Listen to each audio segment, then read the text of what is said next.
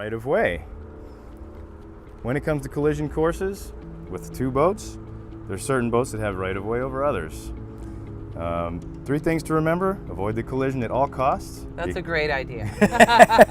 Because in maritime law, even if you had the right of way, you can still be found liable if you didn't try hard enough to get out of the way. Right. Number 2, gross tonnage. That means the bigger boat has the right of way, and that's because it's less maneuverable. Right. It's harder for them to change their course of action than it is for a smaller boat. That's correct. That's what that means. So if a bigger boat's coming out, and even though I think I have the right of way, I should do my due diligence to really remove myself from that situation. Correct. Okay. Number 3, there is a pecking order. So if both boats are the same type and the same size, you're going to want to try and go through the pecking order. Think to yourself, who has less maneuverability in this situation? Right.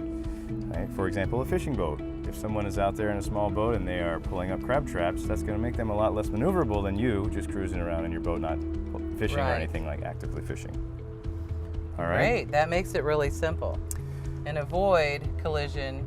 And really, I think a number one thing to do if you're not sure what to do is just slow your boat down. That's right. Drive slow defensively. down and drive defensively. If you're not sure what to do, you're not sure what the other person's going to do, just slow your boat down. And then that will give you more time to make the right decision. That's right. And they may not know what they're doing. Right. And they may be new people out on the water, just like some of the Freedom Boat Club members as well. Yep. Passing and overtaking situations.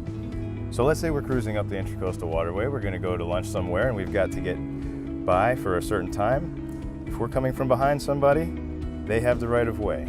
Okay? Right. They are going to be the stand-on vessel. We're going to be the give-way vessel, and we're going to try and give a little signal to let them know which side we can pass on. We can pass on either side, but there are horn signals for this. When you're going head-to-head, you just want to pass like you would on the road. Right. Right-hand side of the road. You can go to the other side, and you will notice people doing it all the time. They don't have to stay on the right. But for the most part, we try and keep it like this so there's a general sense of order in the channel. General rule of thumb is port to port, which is your left side to left side when you're passing head on. That's right. And then when you're going at a 90-degree angle, the give-way vessel, you don't try and speed up and go in front of the other vessel because they might just be about to slam on just the like you throttle. don't want to run through the red light, because that can always be a bad thing. So that's a very similar scenario. So what you want to do is give way and slow your boat down. That's right, and head behind that boat on their course.